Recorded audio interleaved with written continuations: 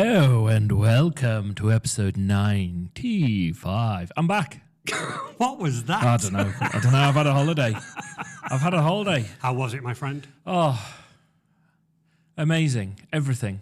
Everything about it was amazing. Oh, it's just awesome. Yeah, absolutely switched off and had some quality time with the family, enjoyed some sunshine in beautiful France. French cuisine. Decor. Yeah. Très bien. All of it. It was brilliant. I've had such a good time. Good How for have you you. been? I've seen your guests. I've been listening. You're the one listener then. Yeah, it was me. Yeah. What absolutely. did you think of my deep dive questions for Rob? Your first question was the deepest question you could have possibly asked, but I think, I've really enjoyed it because I think you got to the nitty gritty of really some of the sort of the unasked questions, or I think the problem people see with, say, Bitcoin is why, in terms of, because ultimately you're converting Bitcoin back into fiat currency at the moment, but the whole idea of why, and then you got into what Rob's trying to achieve with their startup, Yeah. in terms of what they're doing, and it's just an alternative way of doing currency. I loved his thought process that Bitcoin is the savior instead of all of the interest rates and this dragnet surveillance that we're all doing. He was like, it will resolve that. It's issue. healthy to look at it, right? It is. I thought it was really good, but my first question, he was like, whoa. Yeah, so he basically, I saw him actually at the weekend, and he was like, some of those questions are really deep and good, and he enjoyed going through it. And I think it's just a case of, as with all of us, there's so much tech out there, whether it's like Bitcoin is a tech It is really, currency. yeah, with a Lightning Network. We don't understand a huge amount. So it's like learning that. Everyone's been doing it with AI, in terms of trying to understand how they can use it and what the fit is. And I still don't think we're fully there yet. No, we're not. However, I found myself the other day, I went to get some support. I needed like a support thing. And I went on the little chat. I was logged in. I went on the little chat thing. And it was like, please wait 2 hours for an agent. And I just wanted to delete the account. It's like I set up a new account and something to give it a go. And I thought, no, all it did was email me over and over again. I'm like, no, I'm shutting this. So I actually found myself wanting to speak to an AI agent. So it could just say, here's how you delete your account. Here's the link, because I couldn't find it. It wasn't obvious. In the end, the process was ask an agent to do that for you. Right. But it's the first time I found myself going, I don't want to wait for a human. Okay, well, he's the opposite. Remember yesterday you kindly helped me with my little SurveyMonkey issue. It's still there, apparently. It's still a problem.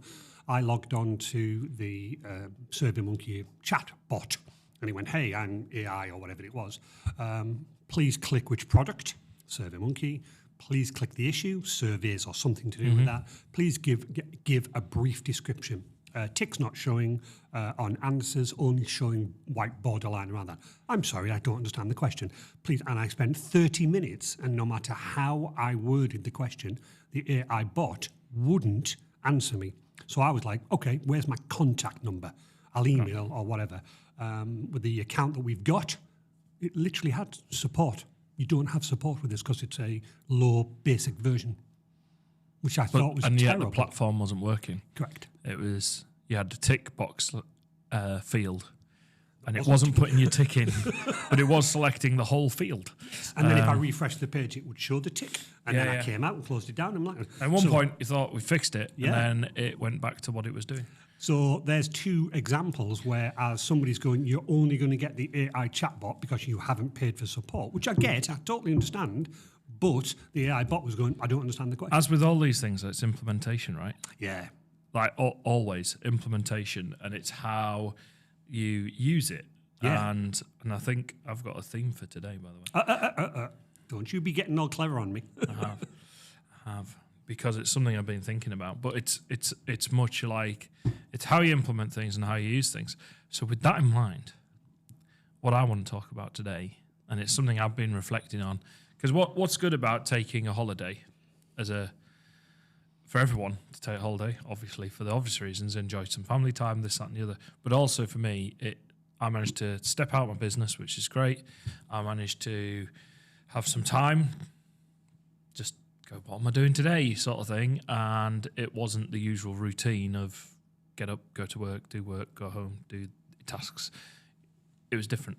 But what you do is you naturally find yourself thinking about your business in the bits of downtime. So 100%. Sometimes you are too close to the coalface, so to speak. You're doing your day-to-day job, whereas being on holiday actually allows you, and I know it's a cliched thing, but you step back, don't you, and you look at the business holistically and go, I've never noticed that before, or that's interesting. Yeah, and one of the glaring things that I've reflected on, because in the work that we do is someone will go, hey, come and do some marketing with us, come promote our thing, come and sell essentially, and I'm like, well, Buy teams. Yeah, that's sort of thing. Teams. And I'm like, the issue that I've had since setting up the business is we can do the shiniest, most fancy thing possible that may be a bit clever. Yeah. Or it may not be clever. It could be as simple as putting a leaflet in the right place.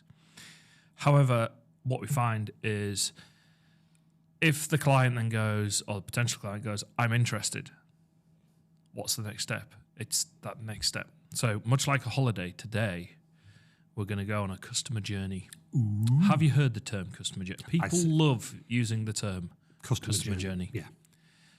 But I sometimes find that people don't then accurately capture what it is. They think it. So quite often I've seen it where it's like you've got to think of the customer journey, and then they spend the time thinking about all the things that they're going to do. They do, not the customer.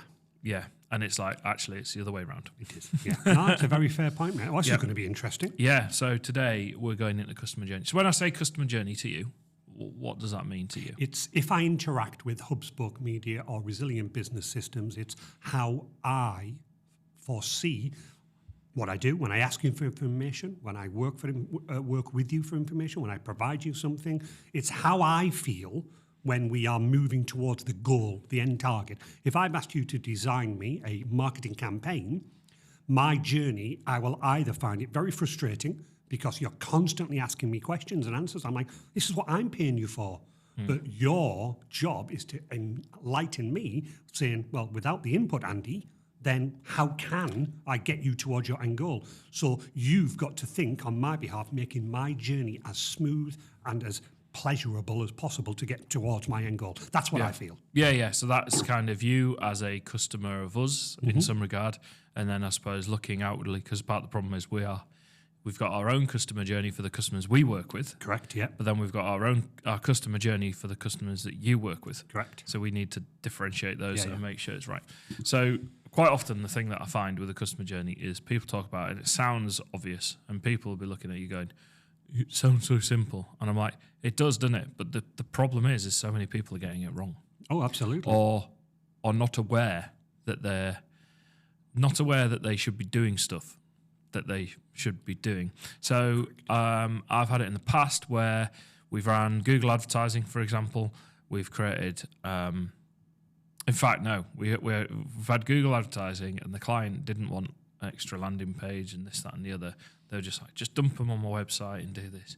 And I've got to push back at that point because I'm like, really, I want them on a landing page so they're served the right information, the relevant information, and there's a contact form. And you can track. And I can track it. It's 100%. Yeah. Also, the other issue is, like you've just talked about, that AI interaction you've had with SurveyMonkey, all you wanted to do was get to a person. Mm-hmm. So, and I understand that you don't get support on that plan, but it should have been that the AI should have been able to tell you that sooner. I would have thought so. Rather than, so there's a bit of training there, and this is what I mean about early use of AI and this, that, and the other.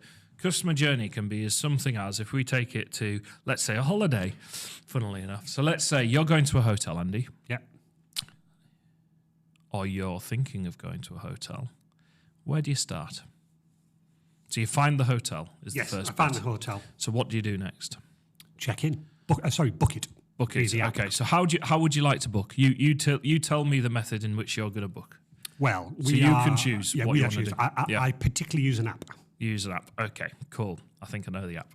So you use the app and you book with the hotel. For the purpose of this, can we just say the app goes direct to the hotel?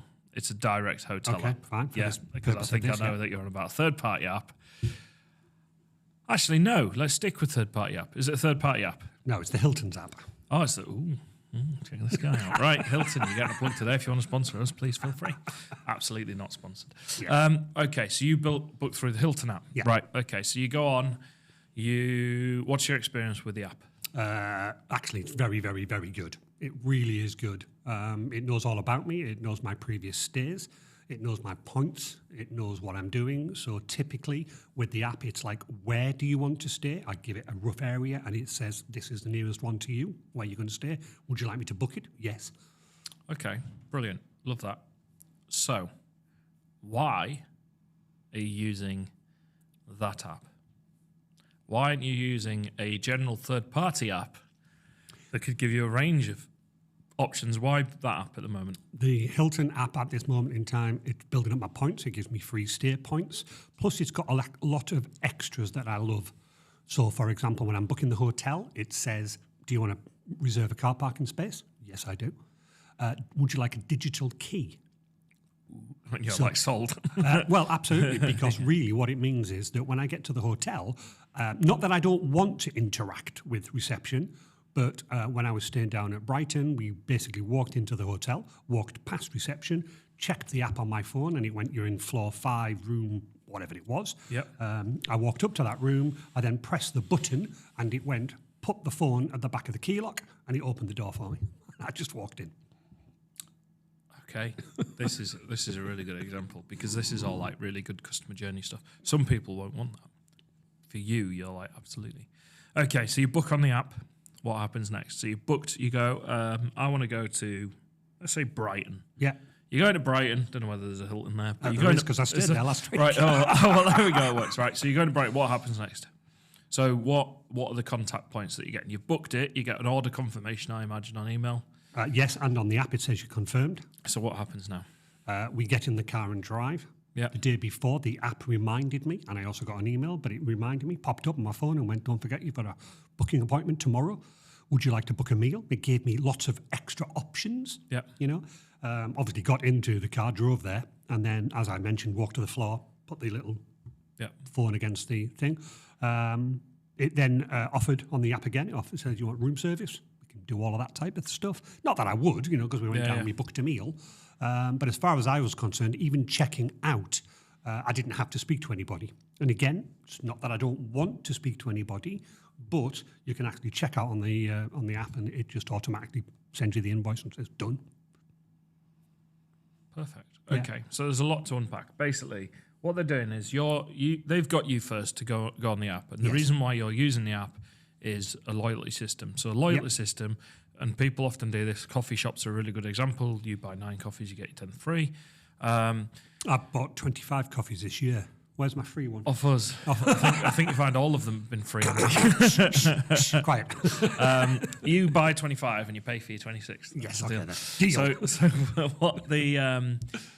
what they've done there, so again, because people are often keen to do a loyalty scheme, that is a perfect example. In fact, the Hilton sounds like a really good example of best practice in terms of what they're doing. And you would think they need to be because of the organisation that they are. Yes. So they've got a loyalty scheme. So that gives you another motivation to use the app. Correct. They are working on retaining you as a customer. Correct. But because you keep having a positive experience, that journey is optimized, is what I want to say.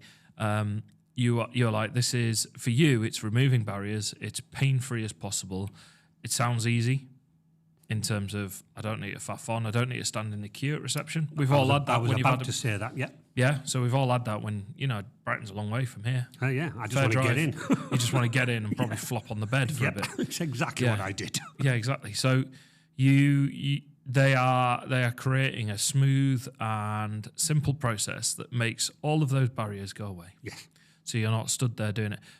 On the ferry back from France, here's one. So on the ferry back from France, what they do on the ferry, we had a cabin, so I could get some kip because I was driving so much. Yes. So what we did is we got you get the keys as your boarding pass. So they now do that. So originally you used to have to go and queue at the information point in the boat. This is years ago, and you used to wait there to get your keys to then go to the room, but you'd end up stood in a massive queue. Yeah. Wasn't much fun.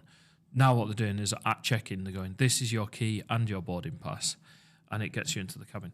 However, the children's keys got us into the cabin on the way back, but not the adults. Oh, why? No idea. No idea. But it was really annoying because I'd gone to the cabin ahead and I did it, and that's what I mean. As soon as you hit that customer journey gets broken, and the experience stops being so positive.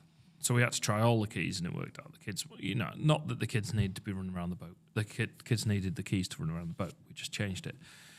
But it's like streamlining those processes are so important to get right. But whatever you put in place, it needs to work. It does. So imagine you do room service through the app, and it doesn't turn up. Yeah.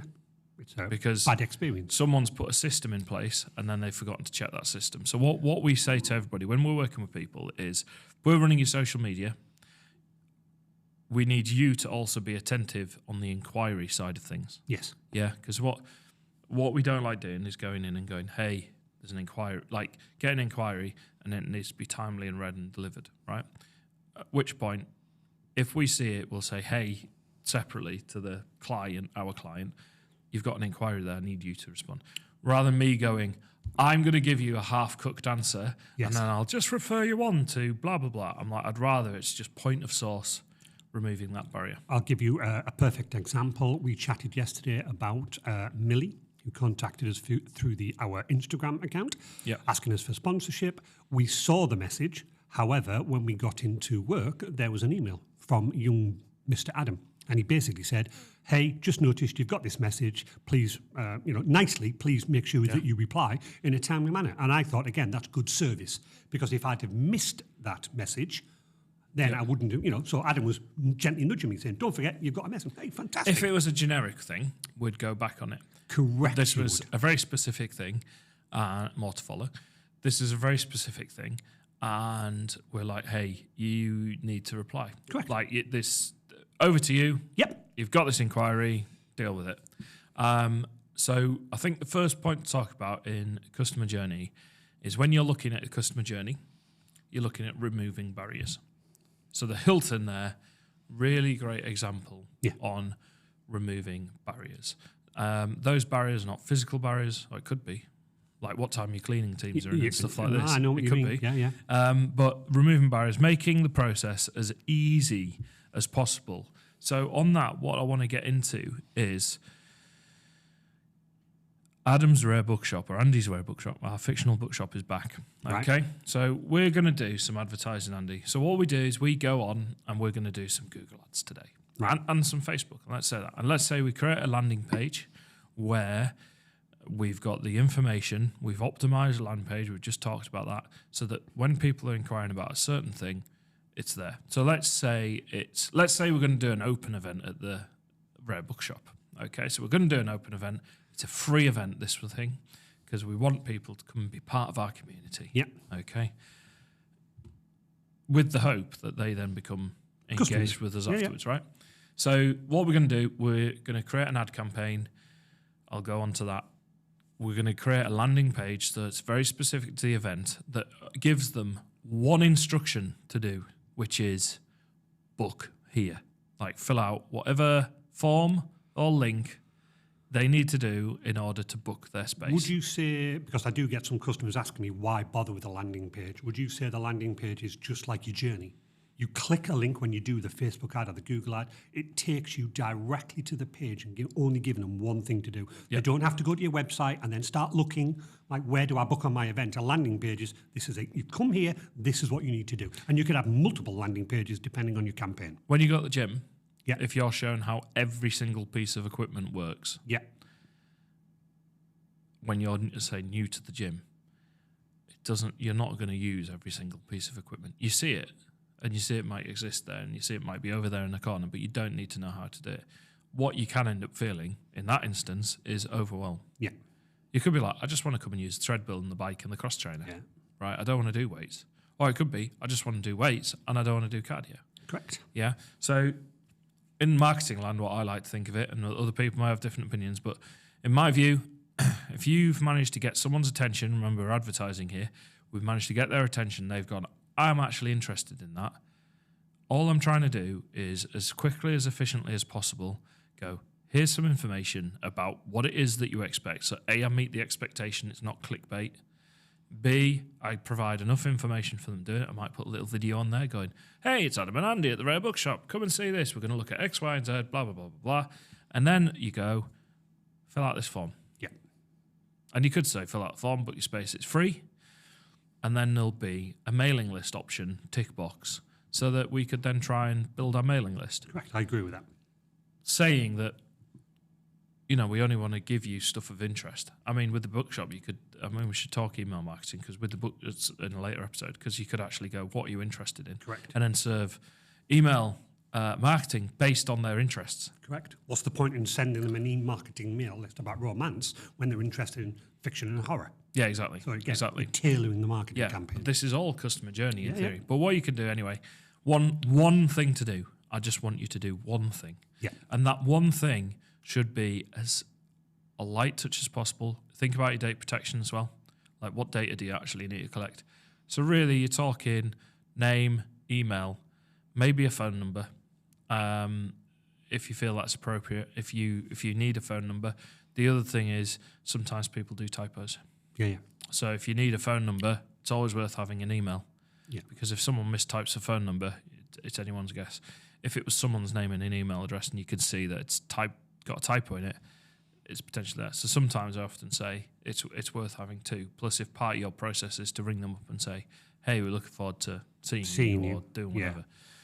So you need to think about that process. Also, maybe think about, if you are in our bookshop, are we offering like little small snacks and maybe a little drink? Yeah. So again, any requirement, dietary requirements, vegan, vegetarian. So again, making that that's very nice. But equally on there, it's using it as a screening tool, one source, not I'm then emailing them again. So let's say you have that. Let's say there was snacks. Yeah. You have your dietary on there. You hit submit. What should happen now, Mr. Reed? We've been talking about this in our automation process. It's beginning shortly. Yeah. So what should happen now? So they've hit submit. They should now get a complimentary email saying, thank you for booking on our course. Here are your options. So you're reflecting back to them, this is what you typed, or this is what you've checked. And again, on that email should I be, if any of the above requires any changes, like I accidentally ticked my wrong dietary, I needed to tick vegan or whatever it was, then it should be the option to refer that. Again, smooth process. So people forget as well, I think, that because that's an automation. Email comes in and you've predetermined what it spits back out to them. That is customer journey. It is, 100%. If you don't send it, believe it or not, if people don't receive a booking confirmation, they often go, have I received a booking confirmation? Did I do that? Oh, maybe I didn't. Fine, forget it. Yeah. So it's often important to go, here's what you've said. And like you say, if you're unsure or you need to correct it, here's how you do that. Correct. Really important to get that. So again, that is customer journey. An automation in that instance. Okay, so when John Smith filled out the form, that was 3 months ago. The event's this weekend. Actually, no, let's say the event's in 3 weeks' time. What should we be doing next? Gently reminding him. Yeah. Please be aware you've booked this. Are there any changes? If you need to cancel, that's fine. Let us know. We're looking forward to seeing you. Looking forward to seeing you, yeah. All of these types of things. Again, reinforce what they've done. You've selected that these are your dietary requirements. Really look forward to seeing you. But give them an easy option that, if plans have changed, please click here. You don't need to explain. Just please click here and we will cancel your reservation or cancel your appointment, whatever. Again, it's easy. Ease of use is what I'm getting. Yeah, and some people might go, why would you want to do that? And it's like, well, actually, as long as they have a good experience with you, they're likely to engage. If they feel trapped and they can't, like I was trying to close that account because I'm just like, it's not relevant at the moment, but it might be in the future. But then I'm like, I don't know whether I want to go back on because it was like so locked up. Yeah. I'm like, I don't really want to deal with that again. So like to know that you can just come and go, they can do that as no pressure. The other thing that the Hilton definitely will have had on is how to get here. Yes. Yeah. People often think, here's all the stuff in the thing that we're doing, in the shop, in the store, in the place. But actually, if it's a physical location, how do you get here? Where's the parking? How much is parking? You can go. And that could just be pointing to a source. So you could be pointing to the council's car parking map. You could be going, here's Darlington. For Darlington, here's Darlington train station, this, that, and the other. The other thing that the Hilton did very nicely is that in Brighton, it wasn't the Hilton car park, I can't remember. But anyway, I've stayed at other Hiltons where we do not have a car park. However, this is the nearest car park, and if you let us know, we'll give you a discount. Perfect. So again, it's a lovely experience. So the problem with that bit there is there's quite a lot to unpack in terms of an email. So that what you need to do is make it a thorough email with different sections, and one section delivers against one thing. Yeah. And it's very clear with clear subheadings. So if it's like how to park, they almost don't need to read where to park. They don't need to read the paragraph necessarily. They can just click the button and go to the parking map, and they can find out the information there. So again, the next bit of the customer journey is that other people might have it where there isn't an automation, and it goes to an inbox, and then you got to inquire. Right, this is where I have a real priority in my work, because I've seen it with organisations where sometimes I feel quite bad as a business, like as a marketing business. What I end up doing is spend a lot of time pushing back on my clients sometimes, for the right reasons. I don't want anyone to think I've got an axe to grind. What it is, we can get the attention of something, we can then get someone to fill out a form. But if you then email late, fill an email full of spelling mistakes, don't use proper English, like what I was taught, or be polite, or be polite, just general, like, hey, like, hi, hope you're well. Thank you, hope you're well, that's standard. Thank you for contacting us. My name is, I run, if it's your company, say, I run the company. I'm a big believer in that. And then it's like, right, before we get into the detail, there's a few more things that I need from you. So if you did need a few more steps. So if you let me know about X, Y, and Z, I can then give you an accurate quote, because it often starts with questions. I spend a lot of time asking questions. So in the past, I've had it where clients are going, right, I go, what's your So I do the marketing bit, I get the attention, they fill out the form, what happens next? Because I have had it where they've, I didn't really do it. And I went, do me a favour, could you, because I'm going, how many inquiries have you got and how many have then converted? And it can be low sometimes. And I went, right, okay, but do you remember we talked about the email structure and this and the other? So I said, do me a favour, send me what you sent them. Yeah. And I was like, right, I'm gonna reword this for you, because I'm like, I want my customer journey to be right for my client. So I reword it, do it again, one kind of clear aim in mind, to then move that on to the next step. That is so important, and that is as simple as preparing an email. It's like the equivalent. Let's say you went through all of that, you weren't going to check in online, but when you got to reception, you got the rudest person behind the desk. I always remember being in New Zealand for a year when I was travelling. I came back to London, I'm in Heathrow, and I had no English money on me because I'd been away for a year. I had 10 New Zealand dollars in my hand, and I didn't care what the exchange rate was. I just went to the currency exchange because I didn't have my English mobile, and it was different mobile times as well. So I was like, I need to use a payphone. So I went to the currency exchange. I went, please, can you just change this? I don't care what the exchange rate, I just need some coins. Like, just do this. And my first interaction with someone in the UK was the angriest, saddest, most frustrated person working on the currency exchange. Yeah.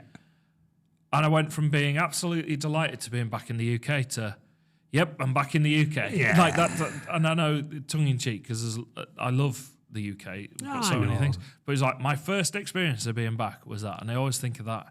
And I get it. To them, it was just another day at work. It was another shift. Might be in a bad mood. Yeah, this, that, and the other. Whereas I'm like, I've travelled for 34 hours straight, and they were going, it won't be worth anything. I'm like, I really don't care. I just need some pounds to put in the payphone. Yeah. Can you do, and they're like, no, you don't. I'm not going to. Give me more money. I'm like, I don't have. This is it. Anything. Just give me some coins. They got the coins. But it's like, I always think of that as that my first experience in the UK was that. Yeah. It's like, and to them, they didn't realise that they were actually being, for me at that point, they were being an advocate for my home country. Also, whatever the name of the business was, I always laugh because, we talked about this before, courtesy. When you're driving, you let a car out. Yeah? Yeah. So there we are. There's a blue BMW. I flashed, I'll let him out. Not one thank you, not one indication. Rubs your back up, doesn't it? All blue BMWs are now on my hit list. All because of that one person. So there's a really good example, right? So that person has become a informal spokesperson for blue BMW drivers.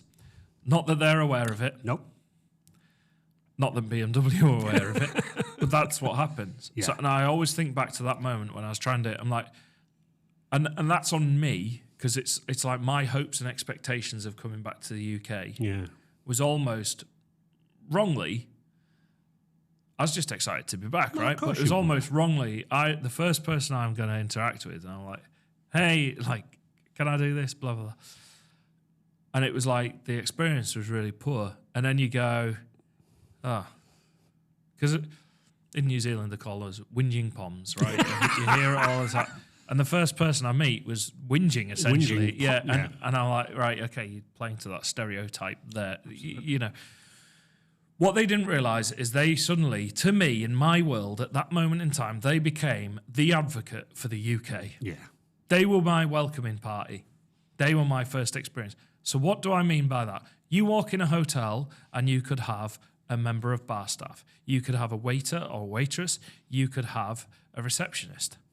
Any of those people, someone cleaning, let's say someone's dropped something in the entrance and the cleaner's got to go and tidy it up and fix it. Whoever that is, they suddenly adopt, if they're the first person that being met, they suddenly become the absolute, it's the first impression scenario. Yeah, exactly. They become the complete advocate and representation. So you could have a cleaner that just so happens to be in the reception and you ask them for directions. Yeah. If you're met with attitude and this, that, and the other, you're like, well, I'm not very impressed. I'm not very impressed with this. I'm just a cleaner. I don't know. Go speak to somebody else. I'm not very impressed with this hotel chain. Is like, it kind of gets you back up. So the key thing I always remember is whether it's digital or whether it's someone walking in a shop, the moment you get that inquiry, it has to be thorough. Yes. And it has to be polite and it has to be well received and well presented. Because it's all part of this customer journey. You've got to make it no matter what mood, no matter if you're struggling, no matter if you're frustrated. You know, you pick up the phone and you've seen me where we've been struggling with some work and I'm like, I'm getting so frustrated. The phone rings, Resilient Systems, good morning. And I'm like, complete change because it's pointless me going, Resilient Systems, what do you want? Yeah, exactly. Whoa. You only do that when it's me. That's right. But no, you're absolutely right. And you've got to kind of remember, it's so easy to get caught up in it. And I think training's so important. So when we launched the podcast studio, we agreed as a team that everybody gets offered a coffee. There's your coffee. Wow. But we're like, the standard is we get them in, we welcome them, we bring them to the room. Then the question is, we're not a cafe, we're a podcast studio. But obviously, having some refreshments really important. In terms of the customer journey, if I could have a Jack and Coke for next week, that'd be really nice. No licenses here, I'm afraid. Have to declare that now. But my point is, sometimes people don't realise that either the staff that are in the organisation or their processes or how they receive someone, they do not. It's almost like overlooked and undervalued. Like you don't realise how awesome that first moment can be. Absolutely. And I'm just trying to re-emphasise something. I'm just trying to find an email that I had. So you carry on while I try and find this. But it will emphasise what you're trying to get on. So going back to the Adams, so 3 weeks.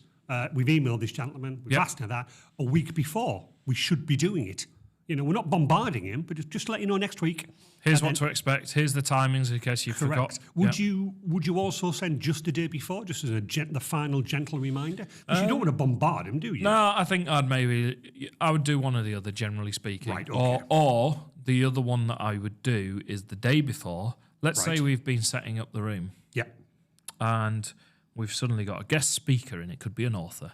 Yeah.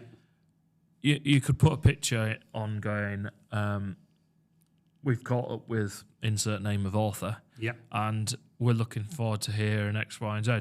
Here's a reminder of the things that you can experience. Right. So rather than going, here's how you get here, don't forget to come, it's more, now it's about the actual what's going to happen when you're there. So people, you kind of tickling the fancy. I like that. Tickling the fancy in terms of going, oh, right, yes, well, I am looking forward to that and I will do that. And it's no longer a engagement piece. You're trying to literally go, here's what you can find out, and you could offer that. I think comms, you've got to get it right, so you're not doing it every waking minute of every day. The only other one that I would do after that, really, I'd maybe do a wrap-up. So if you took some photographs and you want to share them, you could do that in an email. And then the last one would be, hey, can we have some feedback? Yeah, that's another good one. Did you enjoy the day? And again, the other thing that I remember you telling Resilient in our early days, ask for feedback. Any feedback is good. If that gentleman turns up, did you enjoy the event? Have you any comments? Maybe he would say something like, yeah, not enough coffee, or, I was looking around for extra water. I was looking around for this. That's really important to get feedback, because if you get feedback, a lot of the time... Sorry, I answered a call there. That's I all right. Click decline and I answered it. I remember I did a customer service training course a few years ago, and the biggest thing that stuck out is it was when we were doing how to deal with complaints. And they said, do you know what your biggest problem is? And I went, what? And he went, the people that have had a negative experience but don't want to complain. Yes. And they'll just walk back out the door. I remember you saying that. That's the worst. That's the worst one. Yeah. Because it's knowing what you know, don't know what you don't know. Those ones are you don't know. If you know what the problem was, you can then try and rectify it. If you don't know, if you don't keep on know, doing it, and you don't know you're doing it, and you don't know that people are not liking that experience, how will you know to change it until someone necessarily goes? And it might be not. Often it's not something deliberate. Yeah. So I found the email. So I'll change the. Sorry, I won't tell you who it was. But basically, this lady was passed on by me, or an existing customer. Yep. So I had a referral. She's going away on holiday. She's on holiday now. Very frustrated with IT. Feels exposed in terms of ransomware and things like that. Her business is rapidly growing and feels as though she needs a lot of IT support. I had half an hour on the phone with her, and then I emailed her my quotation. And basically, I won't read it all, but dear Andy, I'd love to accept. I will definitely need the odd. I'll just keep this neat, impossible to join, blah, blah, blah.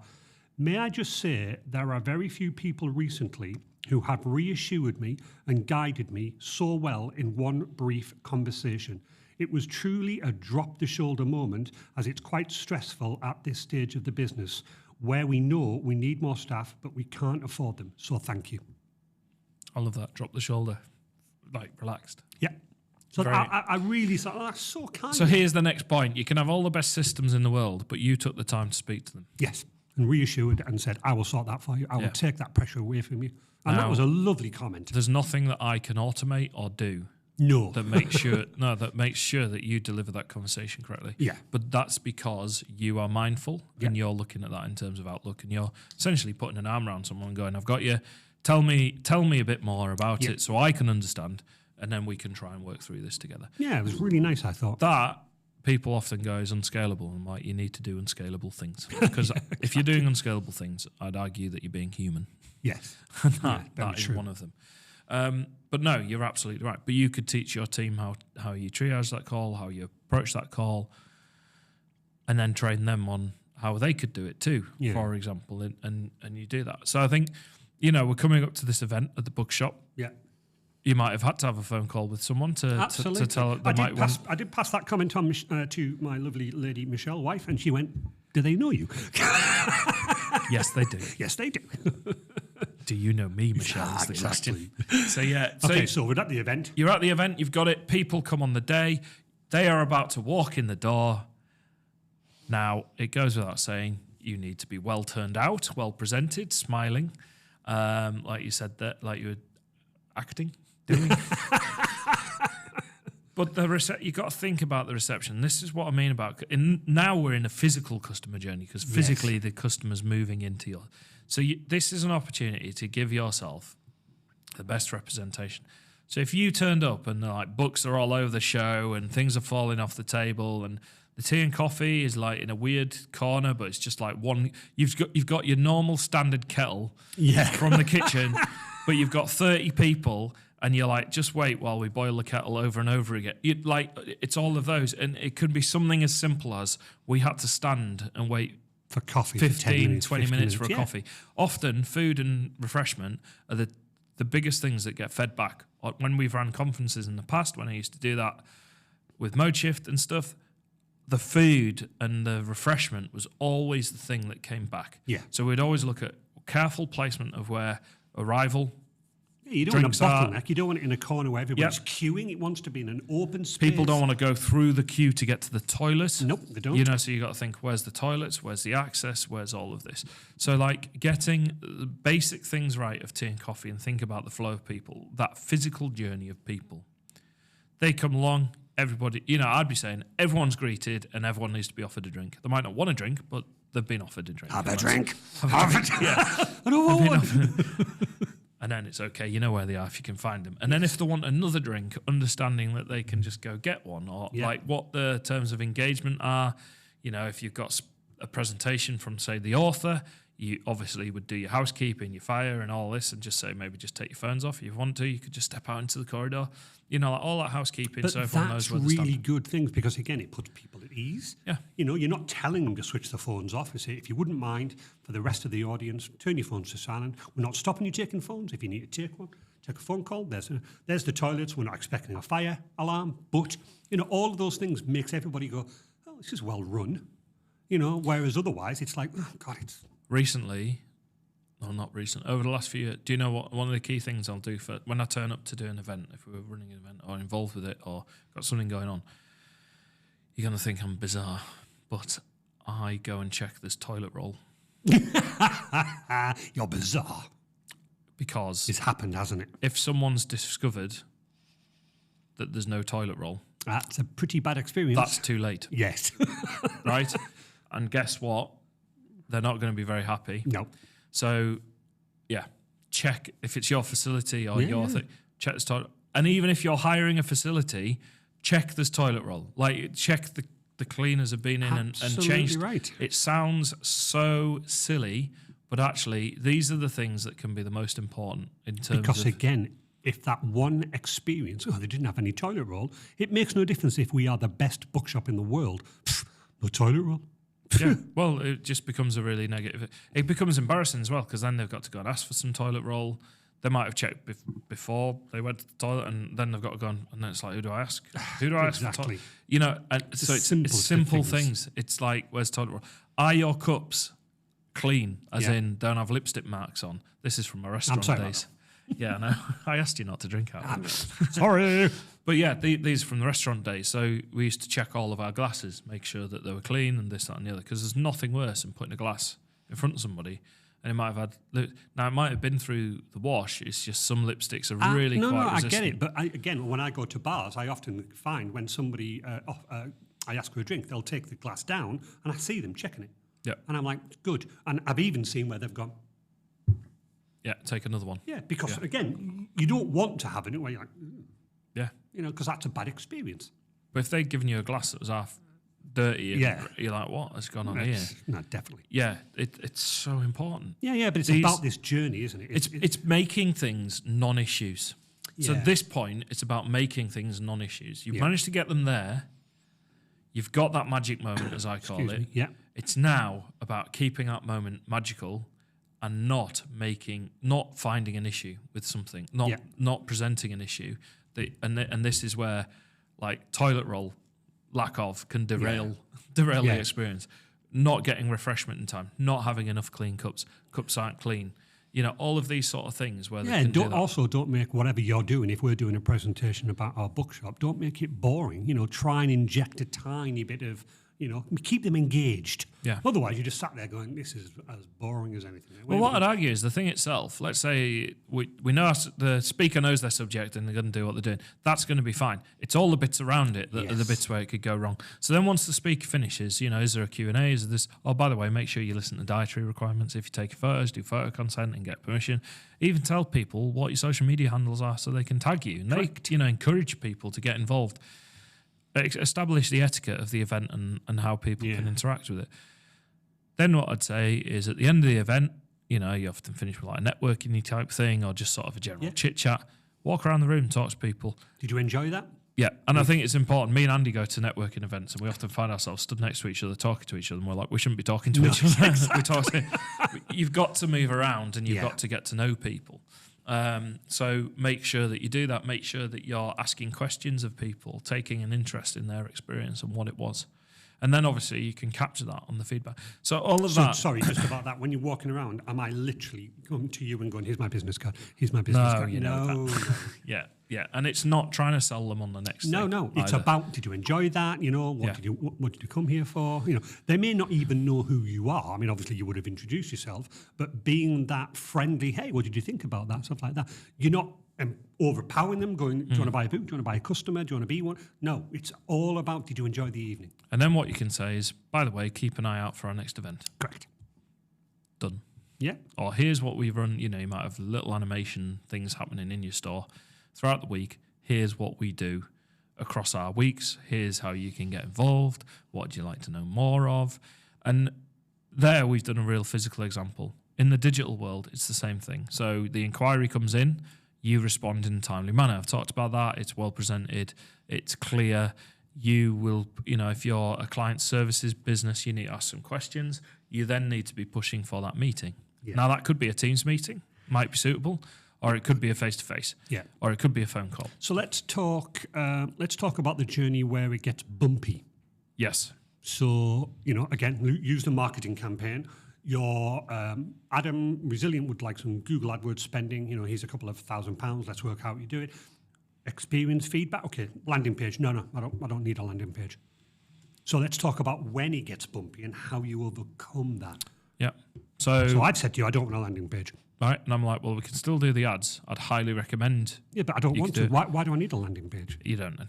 But I can't track I could track clicks, and we can track.